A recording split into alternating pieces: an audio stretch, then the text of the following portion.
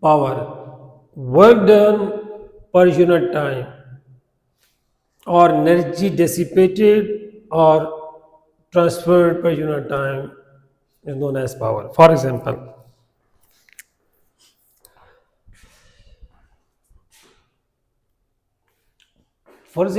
Person one इस box पे force apply करता है और इसको पॉइंट ए से पॉइंट बी तक मूव करवाता है,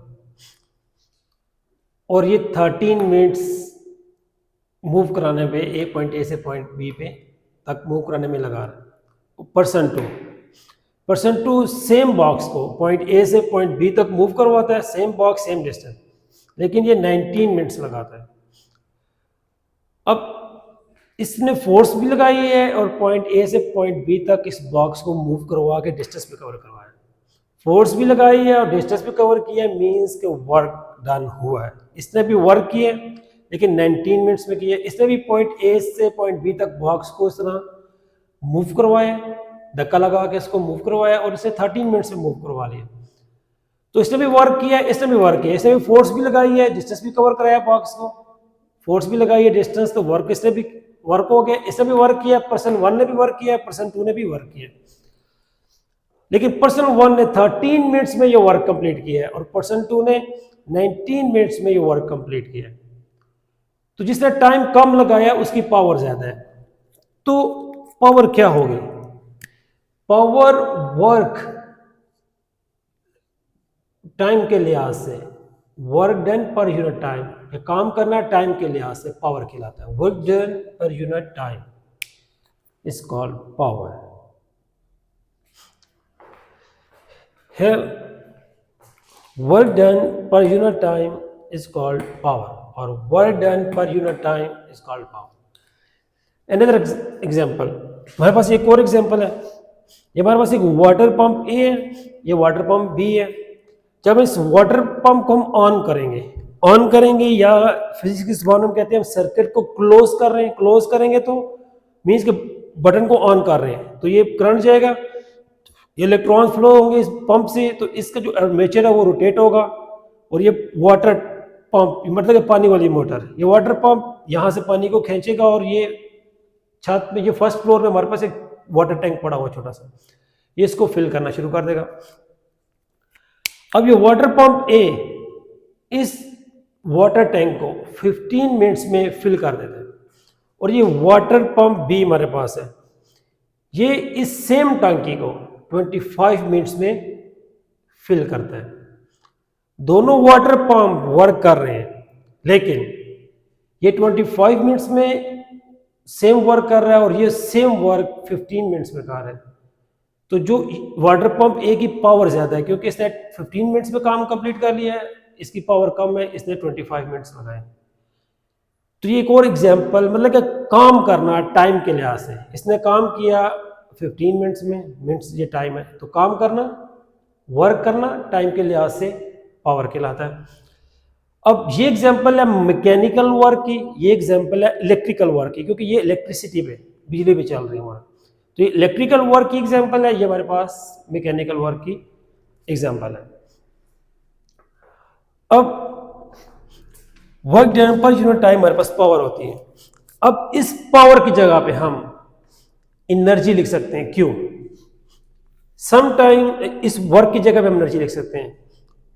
और क्यों लिख सकते हैं? क्योंकि सम टाइम जो हम वर्क करते हैं वो as a potential energy store हो जाता है, some time as a kinetic energy store हो जाता है, some time as a electrical energy, some time as a heat energy, some time as a sound energy. For example ये duster है, इस पर मैंने फोर्स लगाई, इसने डिस्टेंस कवर किया, मीन्स वर्क हुआ, और ये वर्क इसमें as a potential energy store है। मैं ज़्यादा हाइट करूंगा, ज़्यादा वर्क करूंगा तो ज़्यादा पोटेंशियल एनर्जी, कम हाइट है तो कम पोटेंशियल एनर्जी।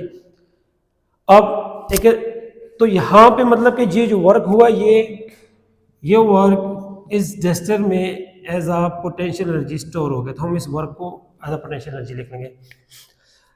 अब एक और एग्जांपल, मैं अपने हाथ को रब कर रहा हूँ, तो मैं वर्क कर रहा हूँ, मतलब कि मैं फोर्स लगा रहा हूँ और यहाँ से यहाँ तक डिस्टेंस भी कवर हो रहा है, तो फोर्स और डिस्टेंस मीन्स का वर्क हो रहा है। अब ये वर्क किस में कन्वर्ट हुआ? हीट में, मेरे हाथ गर्म हो गए, हीट में कन्वर्ट हुआ और साउंड एनर्जी में। तो यहाँ भी वर्क हीट एनर्जी में और साउंड एनर्जी में कन्वर्ट हुआ, यहाँ वर्क पोटेंशियल एनर्जी में कन्वर्ट हुआ, बहुत टाइम काइनेटिक एनर्जी में कन्वर्ट हो जाता है, बहुत टाइम इलेक्ट्रिकल एनर्जी में। तो इसलिए हम वर्क को एनर्जी लिख सकते हैं। तो इसलिए मैं वर्क की जगह पे यहाँ पे एनर्जी लिखूंगा। एनर्जी काइनेटिक एनर्जी हो सकती है, इलेक्ट्रिकल हो सकती है, पोटेंशियल हो सकती है, साउंड हो सकती है, कोई भी हो सकती है, क्योंकि वर्क किसी एनर्जी में कन्वर्ट हो जाता है। क्योंकि वर्क भी जौल में मेजर होता है, काइनेटिक एनर्जी भी जौल में, पोटेंशियल एनर्जी भी जौल में, हीट एनर्जी भी जौल में, साउंड एनर्जी, जितनी भी एनर्जी है सारी जौल में मेजर होती है। तो हम वर्क को एनर्जी से रिप्लेस कर सकते हैं।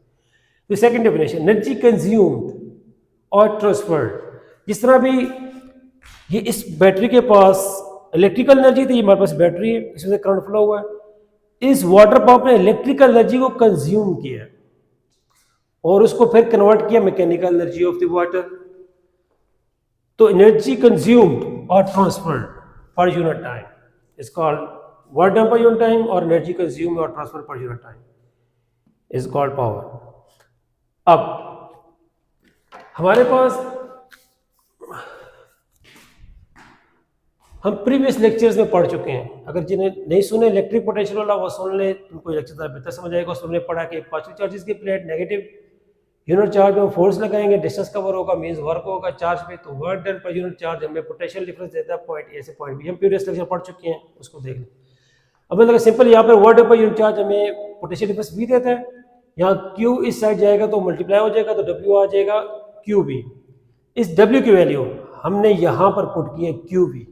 डब्ल्यू की जगह पे यहाँ क्यू भी आ जाएगा, ये टाइम जैसा है वैसे ही इधर आ जाएगा, और पी भी एज इट इज यहाँ पे आ जाएगा। अब V को मैंने सेपरेट कर दिया, इस क्यू और टी मैंने कंबाइन किया या इकट्ठा कर लिया। अब यहाँ पे ये हमारे पास flow of charge per unit time, rate of flow of charge per unit time हमारे पास करंट के इक्वल होता है। तो इसकी जगह पे मैंने I लिख दिया। तो हमारे पास एक सेकेंड डेफिनेशन मिल गई पावर की। Power is equal to product of voltage and current. तो ये इलेक्ट्रिकल पावर की एक डेफिनेशन आ गई। इस बैटरी का जो वोल्टेज जो इसका करंट जो इस मोटर को मिला है, तो इसकी पावर थी। ठीक है, तो सेकंड डेफिनेशन पावर की, product of voltage and current is called power. अब हमें पता है कि V is equal to I R according to Ohm's law. हम V की ये वैल्यू यहाँ पर पुट कर देंगे, आई आर। अब ये I और आई स्क्वायर हो जाएगा, R एज इट इज आ जाएगा।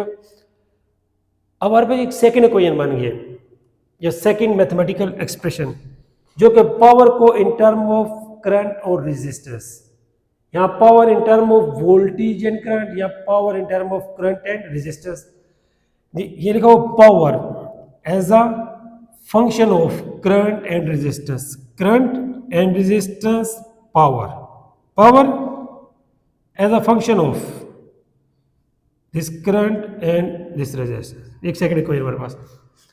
अब ये V equal to I R, R इधर आके डिवाइड हो जाएगा, तो आई हमारे पास आ जाएगा V ओवर आर के। ये आर आगे V के नीचे डिवाइड होगा तो V over R is equal to I.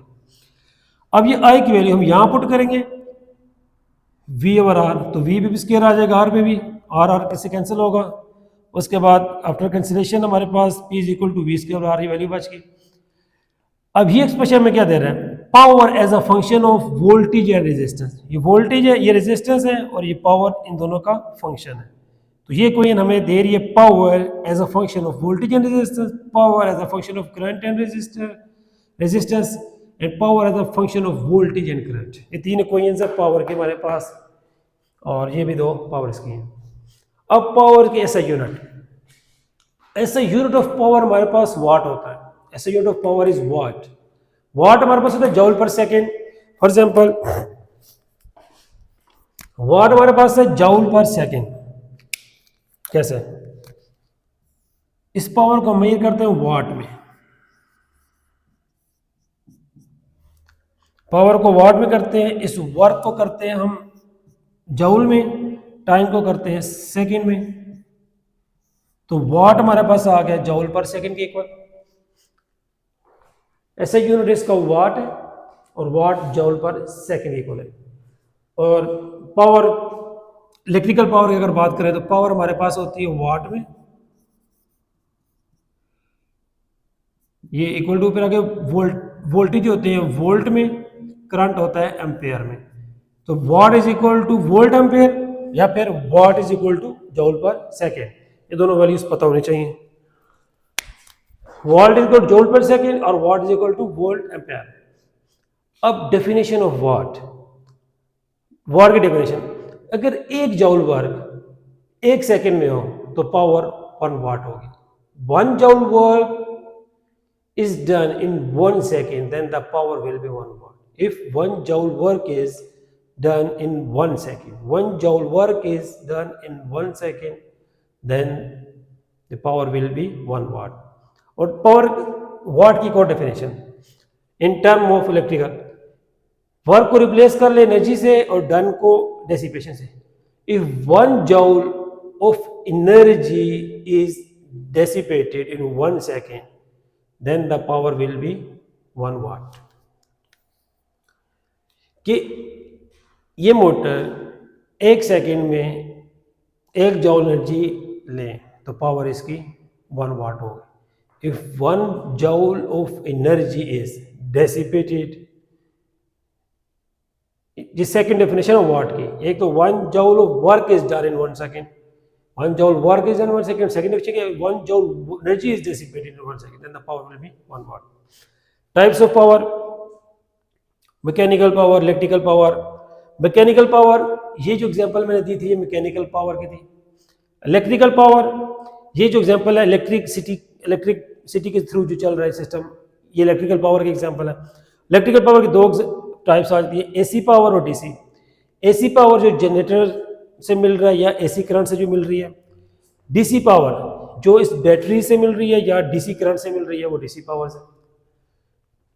अब पेपर में कभी भी आपने ये सर्किट डायग्राम नहीं बनाने, ये इस डायग्राम का सिंबॉलिक वर्जन मीन इस बैटरी को इस सिंबल से प्रेजेंट करते हैं। एक छोटी लाइन, एक बड़ी लाइन। छोटी लाइन हमें नेगेटिव टर्मिनल ये वाला, और ये बड़ी लाइन पॉजिटिव टर्मिनल, और ये जो स्मॉल आर है ये इस बैटरी की इंटरनल रेजिस्टेंस, जब चार्जेस के अंदर से मूव करते हैं तो अंदर एनर्जी ज़ाया होती है, तो इस इंटरनल रेजिस्टेंस को शो करती है। ये पूरा एक बैटरी का सिंबल है। और ये जो आर, ये हमारे पास आर रेजिस्टेंस लोड की हो सकती है। इस मोटर की जो रेजिस्टेंस है वो हो सकती है, अभी इलेक्ट्रॉन्स यहाँ से जाते हैं इस मोटर से होते हुए इस दूसरी तार से फिर वापस बैटरी में दोबारा आ जाते हैं, तो ये इस तरह करंट फ्लो होता है। जब हम मोटर को ऑफ करते हैं मीन हम यहाँ से वायर को तोड़ देते हैं, बटन दबाते हैं तो ये वायर पीछे मूव कर जाती है, आगे करंट जाना बंद हो जाता है। तो ये इस पूरे सर्किट की ये इसकी सिंबॉलिक डायग्राम है, symbolic version of this circuit. Now energy dissipation in circuits. Energy dissipation mean energy loss when current flows through the resistor. For example, जैसे कि ये बल्ब हमारे पास, इस बल्ब में जब करंट फ्लो होता है तो ये बल्ब हीट अप हो जाता है, ये गर्म हो जाता है। आप चेक भी कर सकते हैं, जब बल्ब ऑन है तो आप हाथ लगाएंगे तो ये काफ़ी गर्म होगा। तो जो करंट इलेक्ट्रिकल एनर्जी है वो एज अ हीट एनर्जी में की सूरत में ज़ाया हो रही है। इलेक्ट्रिकल एनर्जी लॉस हो रही है एज अ हीट एनर्जी। तो हमारी इलेक्ट्रिकल एनर्जी जो हीट की फॉर्म में ज़ाया हो रही है, लॉस हो रही है, वो उसको हम बोलते हैं energy dissipation.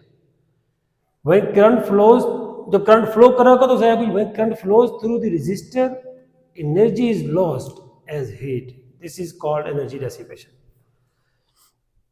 Same phenomena fan में होता है। अगर जब फैन चल रहा होता है तो ये गर्म हो जाता है, तो हमारी कुछ इलेक्ट्रिकल एनर्जी हीट की फॉर्म में ज़ाया हो रही है।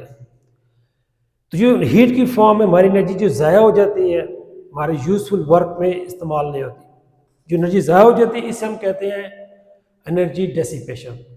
मैथमेटिकली जैसे कि हमें पता है कि पावर क्या होता है, वर्क पर यूनिट टाइम, या फिर energy dissipation, energy dissipated per unit time. अब टी डिवाइड हो रहा है तो जाकर मल्टीप्लाई हो जाएगा, तो E is equal to P T, is equal to P T आ जाएगा। अब हमें पता है कि power is equal to product of voltage and current, अभी पढ़ा हमने पीछे। तो पावर की जगह पे हम V T voltage and current V I लिख देंगे और ये टी एज इट इज आ जाएगा नीचे। ये टी एज इट इज आ जाएगा, पी की जगह पे हमने वी आई, पी की जगह पे हमने वी आई लिख दिया। अब हमें पता है according to Ohm's law V is equal to I R, इस V की जगह पे हमने आई आर लिख दिया, ये आई भी एज इट इज आ जाएगा, ये टी भी एज इट इज नीचे आ जाएगा, सिर्फ हमने इस V की जगह पे आई आर लिख दिया। अब दो आई हैं तो आई का स्केयर हो जाएगा, आर ऐसे ही आ जाएगा नीचे और टी भी एज इट इज नीचे आ जाएगा। अब ये मुझसे क्वेश्चन बन गए एनर्जी डिसिपेशन के, ये क्वेश्चन एनर्जी डिसिपेशन की क्वेश्चन है in term of current, resistance and time. Energy dissipation in term of current, resistance and time. Energy dissipation equation in term of current, resistance and time. Now, according to Ohm's law again, V is equal to IR, R इधर आकर divide हो जाएगा, तो I हमारे पास V over R, इस I की value हम यहाँ पुट करेंगे, I की जगह पे हम V ओवर R करेंगे, तो ये V का भी V ओवर R आई की जगह कर दिया, और ये R T as it is इधर आ जाएगा। अब ये स्केयर V पे भी I पे R पे भी आएगा, और R इस R के स्केयर से कैंसिल आउट हो जाएगा, हमारे पास जो क्वेश्चन बचेगी वो होगी is equal to V square T over R। ये एनर्जी डिसिपेशन की क्वेश्चन है in term of voltage, resistance and time. This equation provides the energy dissipation as a function of voltage, resistance and current, voltage, resistance and time, voltage, resistance and time. Now power dissipation in circuit, जैसे energy dissipation थी, ये energy ज़ाया हो रही थी, जैसे power भी हमारी लॉस होती है, ज़ाया हो जाती है, और ये पावर, ये हमारे पास सर्किट डायग्राम है, जैसे कभी मैंने बताया सिंबॉलिक रिप्रेजेंटेशन, ये हमारे पास एक बैटरी को रिप्रेजेंट कर रहे हैं, small R battery internal resistance है, हमारे पास लोड की रेजिस्टेंस है। अब हमारी पावर इस रेजिस्टेंस में भी ज़ाया होती, और बैटरी की इंटरनल जो रेजिस्टेंस है उसमें भी हमारी पावर ज़ाया होती है। तो जो P R, power lost in external resistance, P R small R, power loss inside the source, inside the battery, और PEMF is a total power provided by the source to a unit charge। ये जो total power battery ने charge को दी थी, ये PR जो इसके अंदर ज़ाया हो गई, और ये P कैपिटल R जो थी वो बाहर सर्किट की रेजिस्टेंस में ज़ाया हो गई। अब हमें पता है कि P is equal to power हमारे पास होती है product of voltage and current, P is equal to VI, और V और EMF ये ऑलमोस्ट इक्वल होते हैं, एग्जैक्टली इक्वल नहीं होते, ऑलमोस्ट, क्योंकि EMF जो टोटल एनर्जी बैटरी ने चार्ज को दी है, और V यहाँ टर्मिनल, कुछ एनर्जी अंदर ज़ाया हो जाएगी, जो बाहर यहाँ बचेगी वो इसकी टर्मिनल वोल्टेज होंगे, तो 0.1 या कुछ बहुत मामूली फर्क होता है दोनों में, तो ये ऑलमोस्ट इक्वल होते हैं, मतलब ये भी वोल्टेज है, ये भी वोल्टेज है, तो हम इसको, ये भी हमारे पास वी आई है, ये भी वी आई ही है, ये भी वोल्टेज और करंट है, ये भी वोल्टेज और करंट है, तो इसके जगह पे हमने ये वी आई लिख दिया, ये वोल्टेज और करंट लिख दी। अब यहां पे हमने आई स्क्वायर आर, पावर की सेकेंड फॉर्म, क्यों? क्योंकि एनर्जी ज़ाया का किस में हुई है, रेजिस्टेंस की वजह से हुई है, ठीक है, लोड रेजिस्टेंस में जो ज़ाया होती है एनर्जी या पावर रेजिस्टेंस में ज़ाया हुई है, तो इसको हमने रेजिस्टेंस की फॉर्म में कोई लिखी, यहाँ पे अंदर रेजिस्टेंस की वजह से एनर्जी ज़ाया होती है, इसको इनको हमने रेजिस्टेंस की फॉर्म में लिखा है, और ये एनर्जी ज़ाया नहीं हुई, ये बैटरी ने जो प्रोवाइड की है करंट और वोल्टेज की फॉर्म में, इसको हमने करंट और वोल्टेज की फॉर्म में, EMF की फॉर्म में लिखते हैं। अब ये क्वेश्चन, इसको आपने याद रखना है, इसका प्रूफ नहीं है यहाँ पे कोर्स में, कि पावर आउटपुट, किसी भी सोर्स की पावर आउटपुट कितनी हो सकती है, EMF का square R/4 R minus R। अब ये पावर आउटपुट की क्वेश्चन है, अब मैक्सिमम पावर कब हमें मिल सकती है? मैक्सिमम पावर तब मिल सकती है जैसे फॉर एग्जांपल 32 डिवाइडेड बाय 16 करूं, तो आफ्टर कैंसिलेशन ये हमारे पास आंसर आएगा 2। अगर मैं 32 को 2 पे डिवाइड करूं तो आफ्टर कटिंग मेरे पास जो आंसर आएगा वो 16 आएगा। यहाँ पे डिनोमिनेटर बड़ा है तो उसका जो रिजल्ट है वो छोटा आ रहा है। यहाँ डिनोमिनेटर छोटा है, मतलब डिनोमिनेटर 16 था, बड़ा था, तो रिजल्ट 2 आ रहा है। अब डिनोमिनेटर छोटा है तो रिजल्ट बड़ा आ रहा है। तो यहाँ पर हमें आउटपुट पे ज्यादा पावर के लिए डिनोमिनेटर छोटा होगा तो पावर बड़ी आ जाएगी। इस तरह ये डिनोमिनेटर छोटा था, यहाँ बड़ा था, तो पावर आंसर छोटा, यहाँ छोटा था, आंसर बड़ा। इसी तरह पावर आउटपुट में ये जब वैल्यू छोटी होगी डिनोमिनेटर की तो पावर हमारे पास मैक्सिमम हो जाएगी। तो ये छोटी कब होगी? जब ये दोनों इक्वल होंगे, कैंसल आउट हो जाएंगे, तो हमारे पास डिनोमिनेटर क्या हो जाएगा? छोटा। तो जब for maximum power output load resistance और इंटरनल रेजिस्टेंस दोनों इक्वल होनी चाहिए। लोड की रेजिस्टेंस और बैटरी की इंटरनल रेजिस्टेंस जब दोनों इक्वल होंगी तो हमारे पास पावर क्या होगी? मैक्सिमम। तो हमने यहां पर इन दोनों को इक्वल किया, ये लिखा हुआ है the load resistance should be equal to the internal resistance of the source. अब हमने इस आर, स्मॉल आर की जगह पे ये कैपिटल आर लिख दिया, इस स्मॉल आर की जगह पे ये कैपिटल आर हमने यहां पे लिख दिया। ये plus R minus R cut जाएंगे और इसके बाद ये दोनों भी आपस में कट जाएंगे, हमारे पास ये इक्वेशन बच जाएगी। अब ये डिनोमिनेटर छोटा हो गया, जैसे ये डिनोमिनेटर छोटा हुआ तो आंसर बड़ा हो गया था। तो ये डिनोमिनेटर छोटा है तो पावर हमारी क्या होगी? मैक्सिमम वैल्यू पे चली जाएगी। तो ये मैक्सिमम पावर आउटपुट की इक्वेशन है।